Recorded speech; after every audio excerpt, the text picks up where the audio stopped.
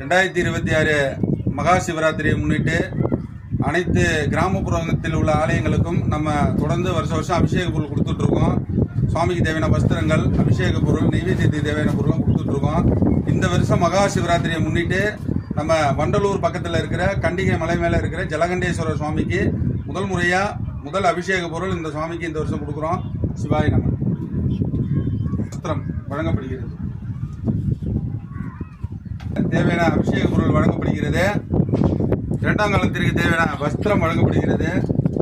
3ஆம் காலத்திற்கு தேவையான அபிஷேக பொருள் வழங்கப்படுகிறது.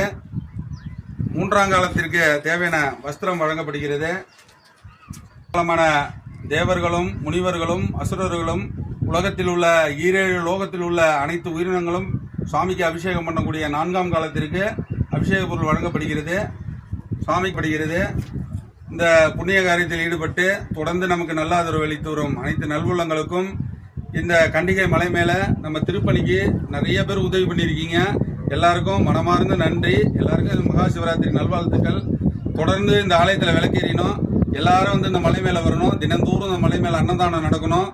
இந்த ஊர் செழிக்கணும். இங்கே வரவங்களுக்கு வேண்ட அத்தனை காரியங்களும் நடக்கணும். எல்லாரும் எல்லா வளமும் நலமும் பெறணுங்கிறது தான் ஆசை. தொடர்ந்து கண்டிப்பாக அந்த மலை மேலே வாங்க. இன்னும் நிறைய கிராமப்புறங்களில் இருக்கிற ஆலயத்துக்கு நம்ம அபிஷேக பொருள் கொடுக்கணும். தொடர்ந்து நம்ம திருப்பணிக்கும் நம்ம இது மாதிரி புண்ணிய காரியங்களுக்கும் நீங்கள் உறுதுணையாக இருக்கணும். இன்னைக்கு கேட்டுக்கிறேன். நன்றி, வணக்கம். சிவாய நம. திருச்சிட்டோம்.